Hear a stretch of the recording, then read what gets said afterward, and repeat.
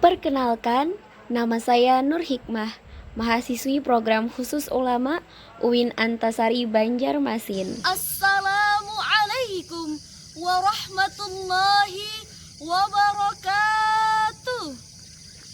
Hamdan wa syukran lillah. Assalatu wassalamu ala ashrafil anbiya'i wal mursalin Sayyidina wa maulana Muhammadin. Amma ba'd. Yang terhormat Ibu Fitriani SPD STHI MPD, kakak-kakak dan teman-teman PKU Putri yang saya cintai, serta pemirsa setia channel YouTube program khusus ulama UIN Antasari Banjarmasin yang dirahmati oleh Allah. Marilah kita panjatkan puji dan syukur kita kepada Allah Subhanahu wa Ta'ala yang telah mencurahkan kasih dan sayangnya sehingga kita dapat melaksanakan muhadharah ini walaupun tak dapat saling beradu pandang. Salawat serta salam tak lupa kita haturkan kepada junjungan kita Habibuna Muhammad sallallahu alaihi wasallam sebagai uswatun hasanah.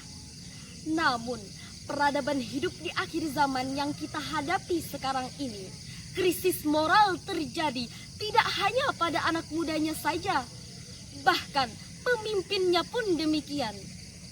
Semoga kita termasuk hamba yang taat, lagi terhindar dari fitnah akhir zaman. Amin ya rabbal alamin. Oleh karena itu, pada kesempatan kali ini perkenankanlah saya menyampaikan sebuah pidato yang berjudul Implementasi Ikhtiar dan Tawakal dalam Kehidupan. Teman-teman rahimakumullah, perlu kita ketahui terlebih dahulu, ikhtiar adalah usaha seorang hamba untuk memperoleh keinginannya yang disertai dengan doa kepada Allah. Sedangkan tawakal secara bahasa berarti bersandar atau mempercayai diri. Dalam agama, tawakal adalah berserah diri, menyerahkan sepenuhnya hasil ikhtiar tersebut kepada Allah Subhanahu wa Ta'ala. Selain ikhtiar dan tawakal, maka harus ada doa. Karena doa tanpa usaha adalah omong kosong, sedangkan usaha tanpa doa adalah sebuah kesombongan. Sebagaimana firman Allah di dalam Quran surah Yunus ayat 84 sampai 85 yang berbunyi, Bismillahirrahmanirrahim. Wa qala Musa ya qaumi in kuntum amantum billah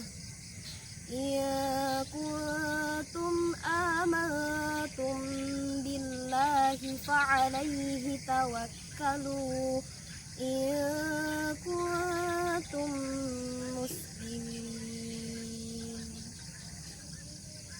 Dan Musa berkata, wahai kaumku, apabila kamu beriman kepada Allah, maka bertawakallah kamu kepadanya. Jika kamu benar-benar orang yang berserah diri. Faqalu 'ala Allahi tawakkalna Rabbana la taj'alna fitnatan liqaumil zalimin. Shadaqallahul azim. Lalu mereka berkata, kepada Allah lah kami bertawakal. Wahai Tuhan kami, janganlah Engkau jadikan kami sasaran fitnah bagi kaum yang zalim. Sahabat fillah, ayat tersebut ternyata sesuai dengan perdebatan Imam Malik dan Imam Syafi'i. Suatu ketika mereka sedang berada dalam majelis ilmu, di mana Imam Malik berkata, lakukanlah yang menjadi bagianmu, selanjutnya biarkan Allah mengurus lainnya.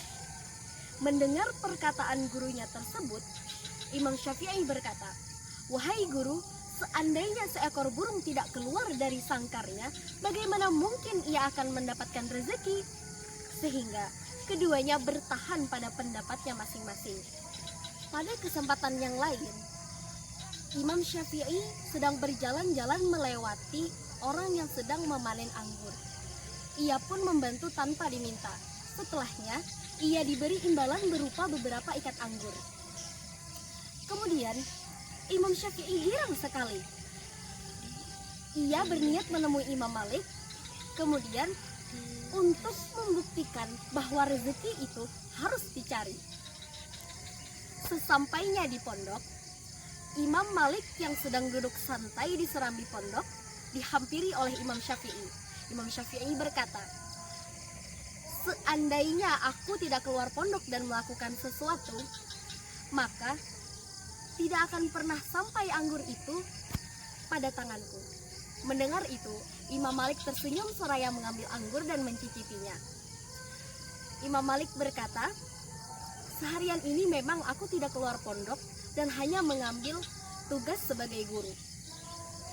Dengan sedikit membayangkan alangkah nikmatnya apabila pada siang hari yang panas ini aku bisa menikmati anggur, tiba-tiba engkau datang membawakanku beberapa ikat anggur.